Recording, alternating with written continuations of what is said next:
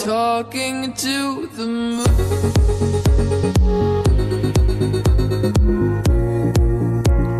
Trying to get to you.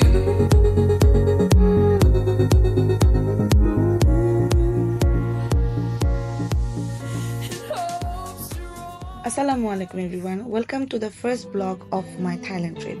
Phuket এয়ারপোর্টে land করে আমরা দেখতে পাই অনেকগুলো ট্রাভেল এজেন্সির বুথ।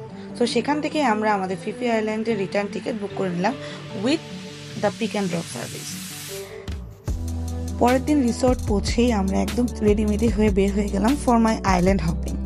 আইল্যান্ড হপিংয়ে অবশ্যই আপনাকে ফেরির ফার্স্ট ট্রিপ ধরতে হবে যদি আপনি পারফেক্টলি আইল্যান্ড হপিং করতে চান। আমরা যে এত সুন্দর একটা রিসোর্টে ছিলাম, এই রিসোর্ট নিয়ে যদি আমি ব্লগ না করি তাহলে পাপ হবে পাপ। তো নেক্সট ব্লগে আমি আমার রিসোর্ট নিয়ে কথা বলবো, অবশ্যই আমার ব্লগটা দেখবেন। আইল্যান্ড হপিং এর জন্য আমরা private long tail boat hire করি।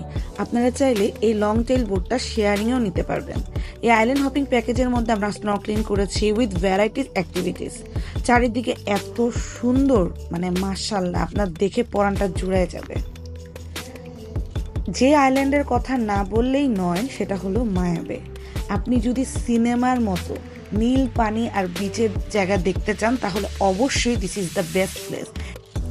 আকাশের রং আর পানির রং মিলে মিশে একাকার হয়ে গেছে, খুবই সুন্দর লেগেছে আমার মায়া বে। সব কিছু এত সুন্দর, আমি ভিডিওতে যা ক্যাপচার করেছি তা অর্ধেকও আপনাদেরকে বোঝাতে পারছি না।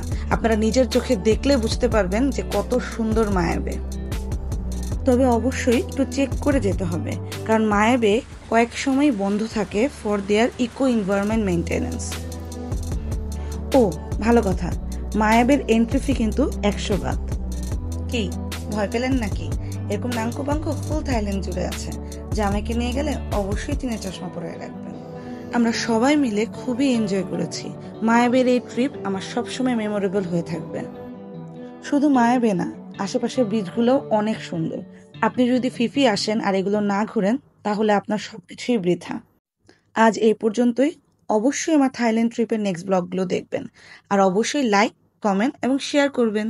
Thanks for watching. টাটা।